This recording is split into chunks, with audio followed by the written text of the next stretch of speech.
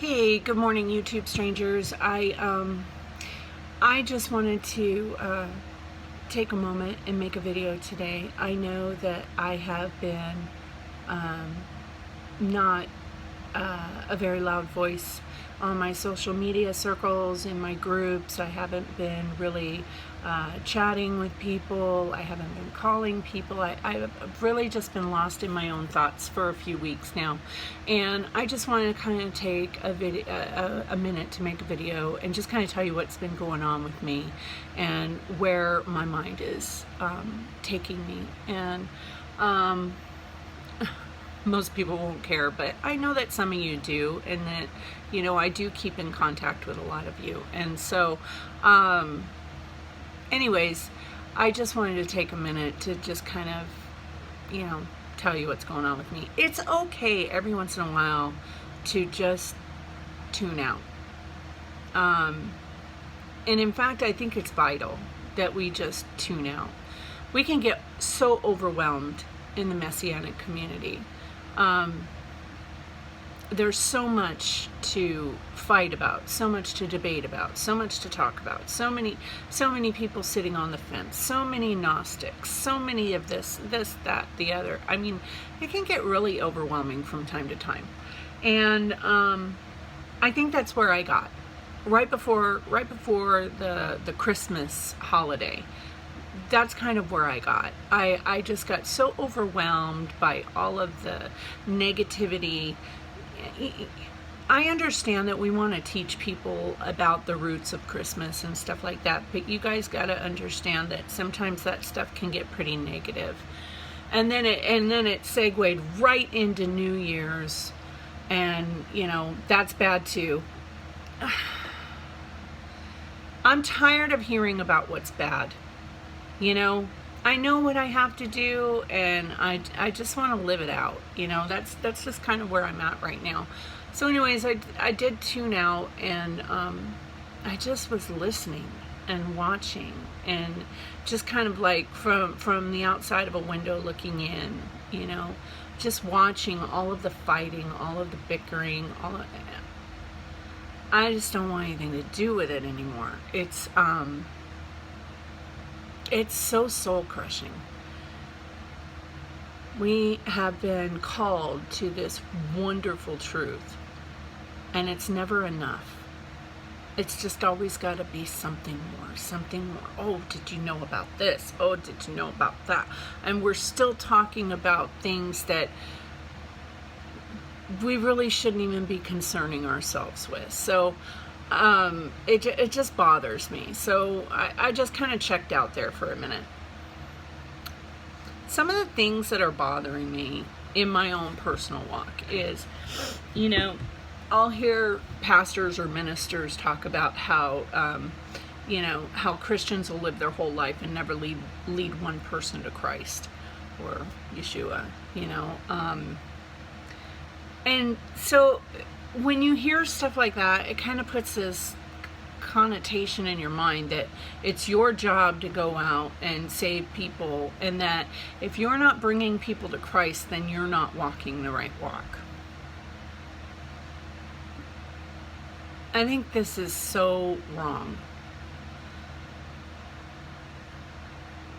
In our society, you guys, selling a biblical Yeshua is a tough sell. Let me tell you why I say this. Okay, I have had several people approach me about what it is we do in my family. The last one was a youth leader at my daughter's youth group who was baffled by the fact that I won't spend $900 to send my daughter to their youth group camp. Why would I spend $900 sending my daughter to a camp of believers who don't believe what I believe, that don't practice their belief how I practice my belief, who are going to, in essence, teach my daughter that it is okay to say, woo, I'm saved by grace and nothing else matters? I mean, that's the epitome of stupidity to me. So why would I do that? So anyways, he reached out to me. He sat here and talked to me for 5 hours. 5 hours I sat here And I showed him everything, and I talked to him about all this stuff. And he was very interested, and it all made sense to him. But then he walked out of my house, and I never heard from him again. And, you know, it's like, this has happened time and time again. Every time I sit down and minister to people, and you guys know what I believe, you understand what I believe. So my message is coming across. They're hearing what I'm saying. They're reading the verses I'm showing them. They understand. But for whatever reason, they don't believe they have to do that. Let me tell you something. It's really easy to get somebody to believe in Yeshua when you tell them that it's an unconditional love and you don't have to do anything. Let me tell you something. An unconditional relationship demands conditions. And in fact, our Bible is filled with conditional principles. If you do this, then I'll do this. If you do this, then I'll do that. The entire Bible is, if you submit, I'm going to bless you. That's the entire Bible. Okay? So you can sell an unconditional Jesus because everybody is looking for unconditional love. But the minute you start selling a biblical Jesus, that's a tough sell. Nobody wants anything to do with it. Why? Well, because now you're serving a God that requests something from you. You're serving a God who says, if you love me, then you're going to do this. Well, I don't want to do that. Now we have a problem. It's much easier to walk away and say, I just don't believe that. I think I'm doing just fine the way I am. Even though they're struggling with sexual sin and every other type of sin, they know they're sinning, but they're doing just fine. And so I did get a little discouraged at that point. I was just like, you know, is there something I'm doing wrong? Is there something I'm saying wrong? You know, is my message coming across too harsh? What is it that these people aren't buying? And then it just dawned on me. There's not a lot of people in this, and this is why the gate is so narrow. There are not a lot of people in this world who will say, okay, so you're going to bless me, but in order to bless me, I need to keep your commandments. I need to put you first in my life. I need to put myself aside and my desires and my wants and my needs and only serve you. I need to filter everything I do through your eyes. We live in a society that doesn't want to do that, you guys. So I had to get to a point where I'm like, you know, it's not me. I'm not the one with the problem. The one with the problem is the one who says I serve God, but I'm not going to let him sit on the throne. And that's just the truth of the matter.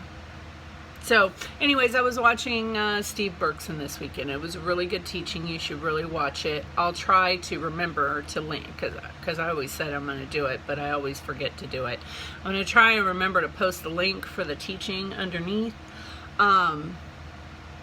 It was really good because it came at a perfect time for me, because I have been kind of in this overly analytical, thinking about things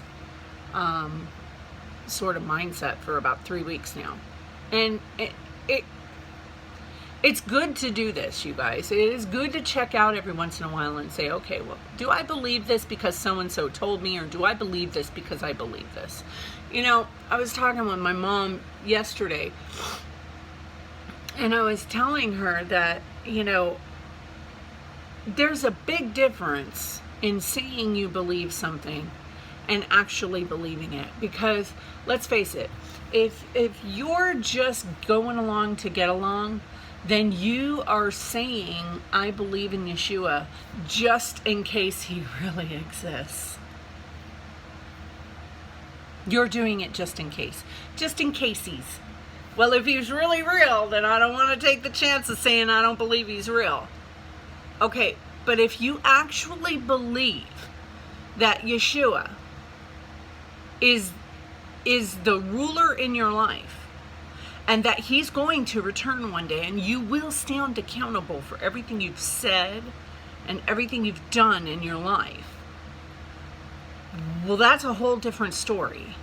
Because now you know that you are responsible for every word that comes out of your mouth, for every action you take, for every person you criticize, for every person you slander.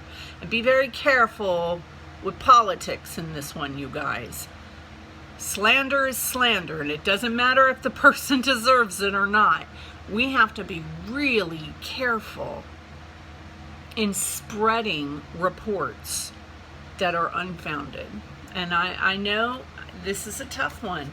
You know, everybody wants to share stories about this or that, and about Hillary Clinton or about Rosie O'Donnell or anybody else who gets under your skin. We have to be very sure that what we are saying is true when we're sharing a story. Otherwise, we are slandering, and that is a really big deal to Yahweh. Okay? Slander and gossip. Be very careful, you guys. So, I kind of lost my train of thought. But anyways, the bottom line is, you will change how you respond in every situation if you actually believe that Yeshua will return one day. It makes a huge difference in your life, because now you care whether or not you are offending God. Okay? If you are just doing it just in case, then you're not going to change a lot in your life. You're going to say, oh, he's okay with this. And you're going to compromise, and you're going to rationalize everything you do, because you don't actually believe in the God of the universe. I'm sorry, but they're your actions, not mine. So I think everybody needs to take a step back and look at your life. Are you living your life to the best of your ability? I'm not saying that we're perfect. You know, we're all going to make mistakes. We're all going to lose our temper. We're all going to say something that we didn't need to say, or we didn't mean to say. We're going to slip up. We're going to cuss. We're going to do all of these things. But how do you respond to it when you do it? You know, that's, I think, what's important. That shows whether or not you actually believe that you are held accountable for what you say and do. You know? So anyway, these are just kind of some of the things that I have been going over. You know, I don't know. There's a lot of things out there to debate and discuss, but the bottom line is, you guys, we got to get to a point where, you know, we've learned enough to where we can walk our walk. You know, Rabbi said something really, really good. He said that, if you're constantly thirsting and going after more and more and more knowledge, he is like, well, have you perfected what you've learned with the Torah so far? Have you perfected your walk to the point where you have all this time to go out and research other things that matter not, that cause disruptions and fighting and turmoil among other believers? You know, it's like, can we just get to a point where we can actually keep the commandments? Can we just do that? I mean, I see people constantly bashing on paganism and bashing on people keeping Christmas or New Year's. But at the same time, these same people their character is terrible. They talk horrible about people and constantly slander or pick on people. And it's like, wow, so because you don't keep Christmas, you're better than that person? You can't even keep the commandments. What does the commandment say? It says, don't wrong the stranger in speech. Don't wrong your brother in speech. And yet people are walking around just hurling insults around at each other, and it's like, how am I supposed to take you serious about Christmas when your character is, oh, some of the things I read in chat rooms and stuff like that just leave a horrible taste in my mouth. It's like, I don't know. Anyways, but this is just kind of why I've been kind of off on my own, in my own little world. You know, it's like I've got kids to raise, I've got kids to train up, and I need to figure out what I truly believe and what I believe because somebody told me.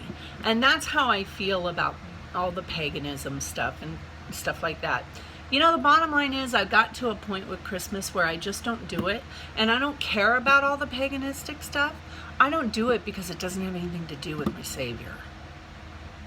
It's got nothing to do with Yeshua, so why should I celebrate it? You know?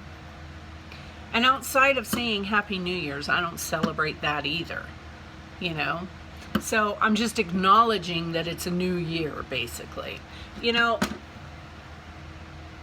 can we just try to have a little bit of grace and mercy towards people who are supposedly in our community? You know?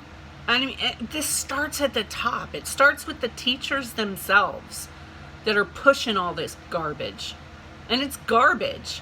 Whether or not you know all the traditions of Christmas is not going to help you with your gossip or your slander problem.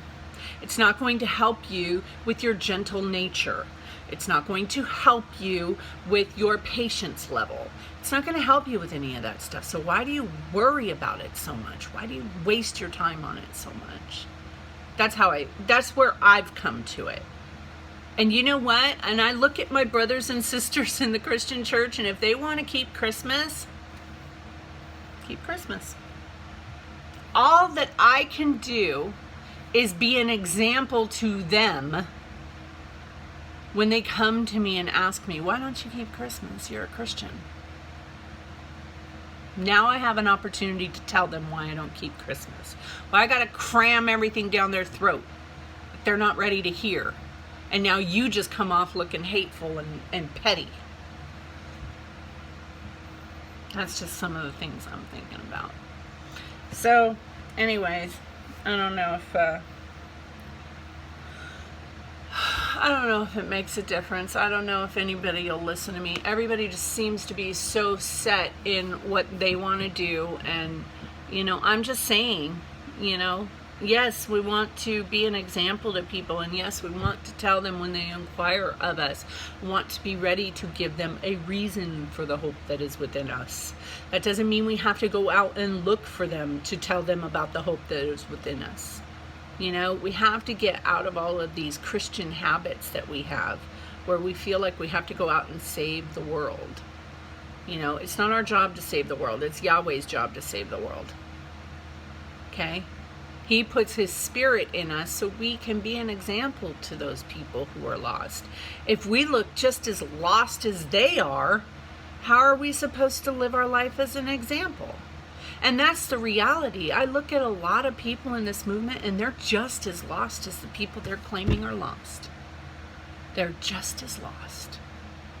And they are doing the same thing that they're doing. They're picking and choosing what they want to be obedient to. I can't tell you how many times I've called somebody out on their vulgarities, and they will literally tell me, it is not showing my brother love to lie to them and let them live a lie. Okay. If that's what you really believe, do what you want to do. I'm not going to stop you. Hi, Seven. Kitty. And my pretty kitty. Look at her. She's so beautiful. She's so beautiful. All right, well, I got to get up. I got to clean my house. I got stuff to do. I just wanted to take a quick video and kind of express what was going on in my mind. I hope you all have a blessed week, and I'll talk to you next time.